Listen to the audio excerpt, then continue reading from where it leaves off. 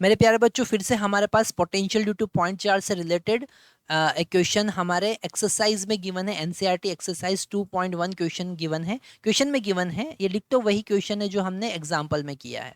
Question में given है charge 5 into 10⁻⁸ coulomb and -3 into 10⁻⁸ coulomb located 16 centimetre apart.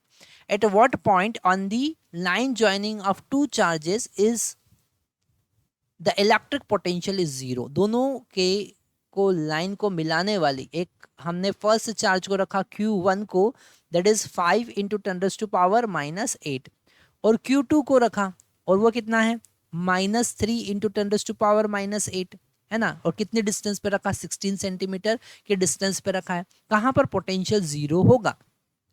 तो हमने मान लिया कि एक पॉइंट M है इन दोनों के बीच में जहां पर पोटेंशियल जीरो होगा, या P मान लेते, चलो P पॉइंट पे पोटेंशियल जीरो होगा। तो पोटेंशियल और ये पॉइंट जो है वो x डिस्टेंस पे होगा। कितने डिस्टेंस पे होगा? x डिस्टेंस पर होगा।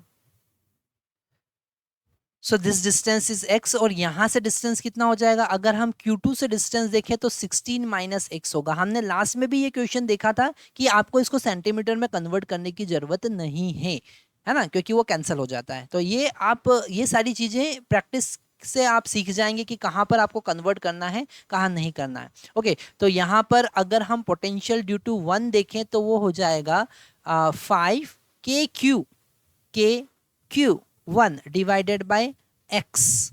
और पोटेंशियल ड्यू टू 2 देखेंगे तो वो हो जाएगा KQ2 divided by 16 - x। Okay, 16 - x and the potential due to 1 plus potential due to 2 should be equal to 0, है ना। 0 क्यों होना चाहिए? अच्छा, यहाँ पर ये वापिस से बार बार हम बोल रहे हैं कि potential is a scalar quantity. Potential is a scalar quantity, वो स्केलर क्वांटिटी डायरेक्ट ऐड करना है। इलेक्ट्रिक फील्ड जैसा काम यहाँ पर नहीं होगा। इलेक्ट्रिक फील्ड वेक्टर क्वांटिटी हमको डायरेक्शन चेक करना होती, पर यहाँ पर potential scalar quantity direct V1 + V2 is equal to 0 लिखेंगे KQ1 divided by x plus KQ2 divided by 16 - x which is equal to 0। तो k तो यहाँ कैंसिल हो जाएगा, और यहाँ पर अगर दोनों साइड 10⁻⁻² का मल्टीप्लाई करके इसको मीटर में भी कन्वर्ट करते तो वो भी कैंसिल हो जाता, इसलिए हमने नहीं किया। तो k से k यहाँ कैंसिल हो रहा है।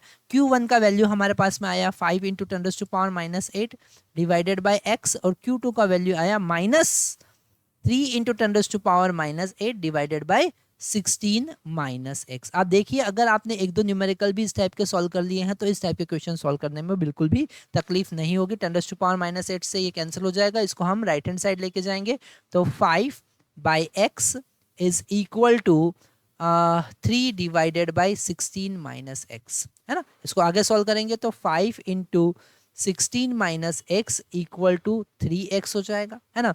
तो 5 into 16, यहाँ पर भी कैलकुलेशन अगर स्मार्ट आप करेंगे तो ज़्यादा कैलकुलेशन करने की जरूरत नहीं। यहाँ पे 16 में आप 5 का मल्टीप्लाई करके फिर लिखेंगे और फिर आगे सॉल्व करेंगे। इससे अच्छा आप उसको एज इट इज लिखा रहता है। -5x equal to 3x, so this will become 5 into 16 is equal to 8x। तो है ना, कैंसिल हुआ ना यहाँ पर 2 times, तो x का वैल्यू कितना आ गया? 10 सेंटीमीटर। x का वैल्यू 10 सेंटीमीटर आ गया। तो आप अब लिखेंगे कि जो हमारा Q1 है, क्या लिखेंगे? Q1 से यहाँ से 10 सेंटीमीटर का डिस्टेंस पे होगा, और यहाँ से 16 - 10 कितना होता है? 6 सेंटीमीटर, है ना। तो आप दो आंसर पॉसिबल है। जब ऑब्जेक्टिव क्वेश्चन सॉल्व करेंगे ना, तो ये भी आपको मेंशन वहां पर देखना पड़ेगा कि वो आंसर 10 भी हो सकता है और 6 भी हो सकता है। तो वहां आगे ये लिखा होगा कि Q1 से 10 सेंटीमीटर एंड Q2 से 6 सेंटीमीटर। तो ये छोटे छोटे पॉइंट्स आपको बिल्कुल अच्छे से समझ लेना है।